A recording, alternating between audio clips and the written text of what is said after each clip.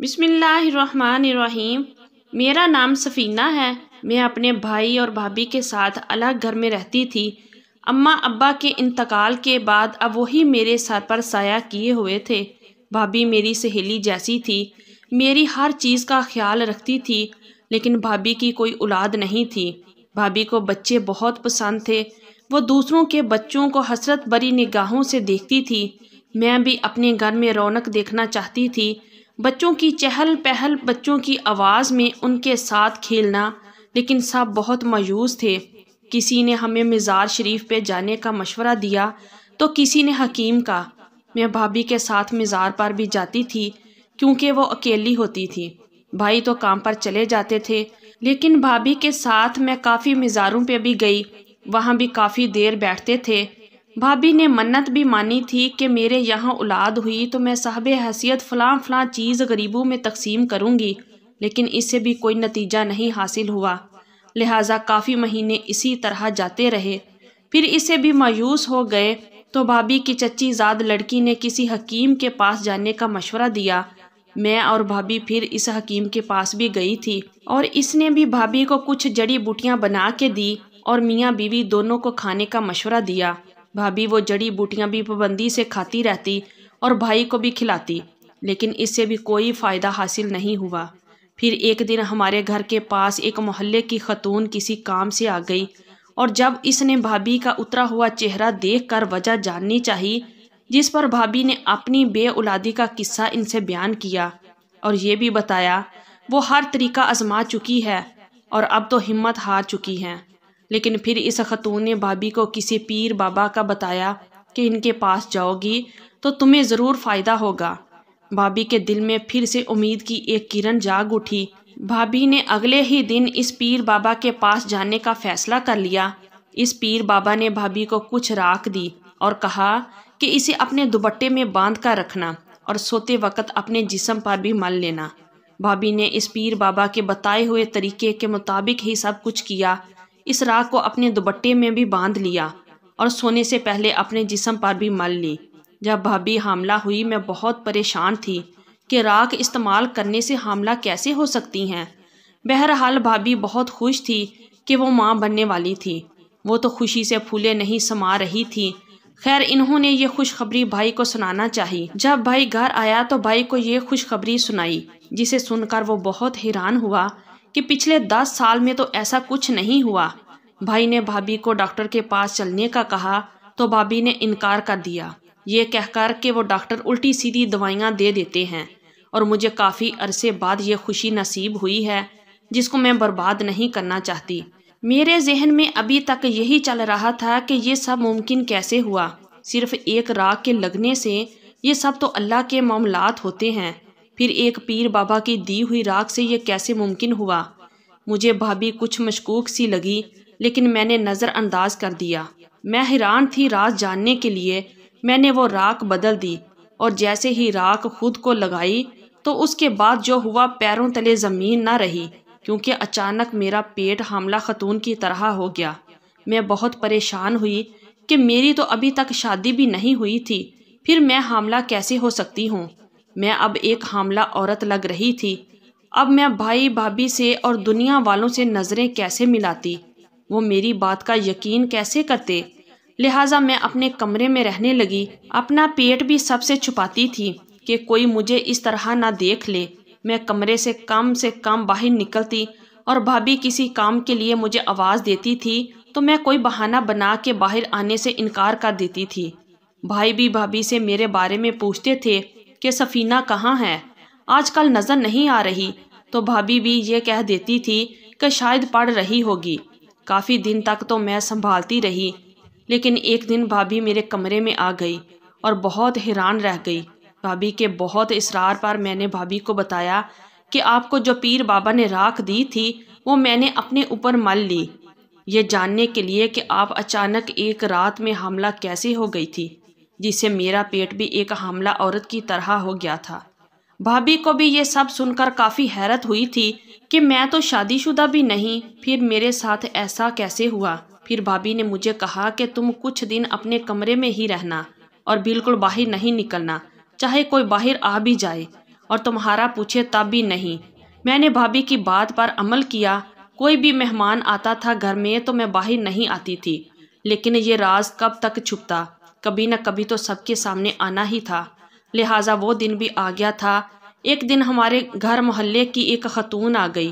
بھابھی نے انہیں بٹھایا، چائے وغیرہ بنا کے دی۔ اب وہ بھابھی سے باتیں کر ہی رہی تھی کہ اچانک انہیں میرا خیال آ گیا اور وہ میرا پوچھنے لگ گئی۔ بھابھی نے بہت چھپانے کی کوشش کی، لیکن وہ سمجھ گئی تھی کہ یہ لوگ کچھ چھپا رہے ہیں۔ اس خاتون کو بھابھی بہت مشکوک سی لگ رہی تھی۔ پھر تو وہ ہوا جس کا میں تصور بھی نہیں کر سکتی تھی۔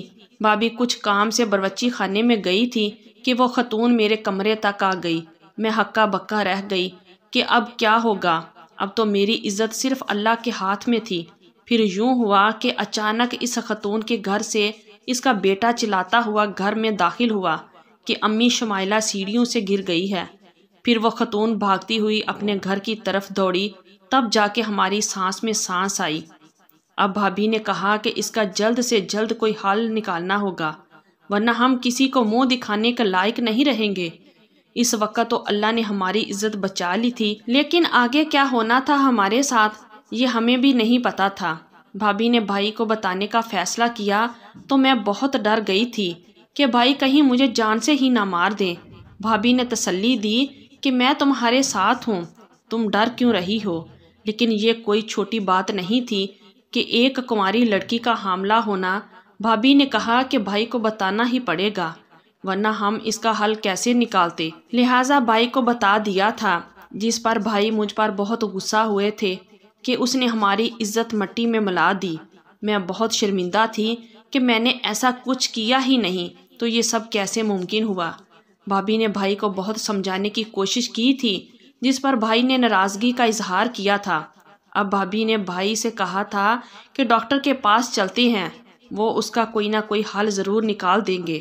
لیکن بھائی نے اس بات کا کوئی جواب نہ دیا تھا اور اپنے کمرے میں چلے گئے تھے۔ اب میں بھی اپنے کمرے میں چلی گئی تھی اور بہت روئی تھی کہ یہ سب میرے ساتھ کیا ہو رہا تھا۔ میں بھائی کی نظروں میں بھی گر گئی تھی۔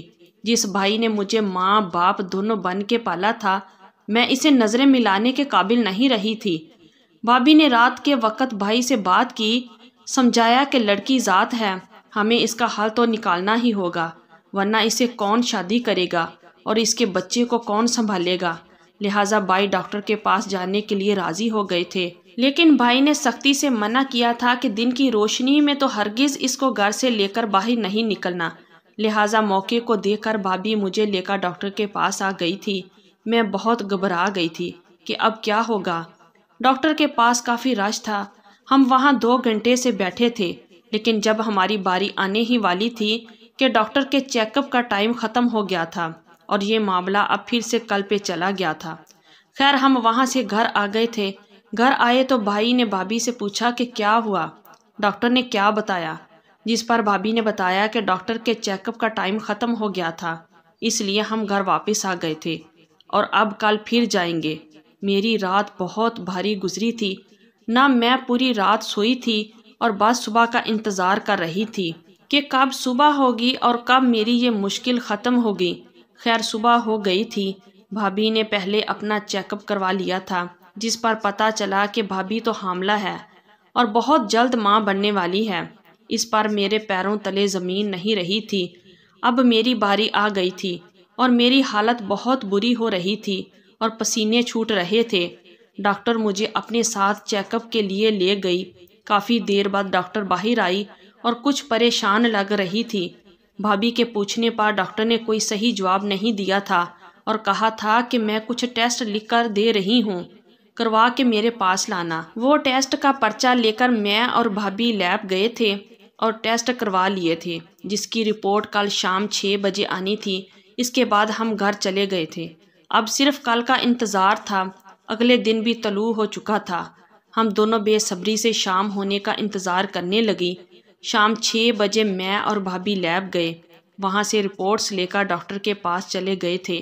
ڈاکٹر نے رپورٹس دیکھی اور بتایا کہ یہ حاملہ نہیں، صرف پیٹ میں کوئی انفیکشن ہو گیا تھا، جس کی وجہ سے پیٹ پھول گیا تھا۔ بھابھی کو بھی اس بات سے اندازہ ہو گیا تھا کہ وہ پیر جیلی تھا، وہ میرے سامنے شرمندہ ہو کر رہ گئی تھی کہ مجھ سے بڑی ہونے کے باوجود اس نے پیر فقیر پر بھروسہ کیا اور ہمیں بھی اس بات سے لا علم ہی رکھا۔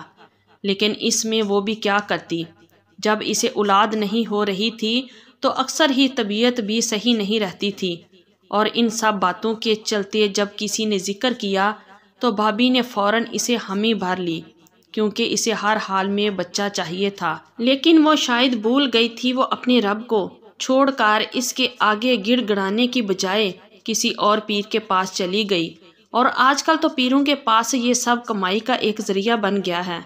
لوگوں کو دھوکہ دے کر کچھ بھی کہہ کر پیسے لے لیتے ہیں۔ بھابھی کو بھی اس کی غلطی کی وجہ سے جراثیم ہو گئے تھے۔ حمل تو قدرتی اللہ کی طرف سے ہوتا ہے۔ بھابھی گمراہ ہو گئی تھی، جس پر بھابھی نے اللہ سے توبہ کر لی تھی کہ آئندہ کسی پیر بابا کے پاس نہیں جائے گی، یہ خود سے وعدہ کر لیا تھا۔ اس کے بعد اب اچانک سے جب اس کو حمل ٹھہر گیا تو ہم سب حیران تھے، لیکن وہ نفل پڑھتے اپنے رب کا شکر ادا کرنے لگی کہ اس نے اسے معاف کیا اور اس کی جھولی بھر دی۔ آپ کو کیا لگتا ہے، ہمیں پیر فقیر پر بھروسہ کرنا چاہیے؟ اگر آج کی ہماری یہ سٹوری اچھی لگی ہے تو پلیز ویڈیو کو لائک کیجیے اور ہمارے چینل کو بھی سبسکرائب کیجیے، اور کمنٹ باکس میں اپنی رائے کا اظہار ضرور کیجیے۔ شکریہ، اللہ حافظ۔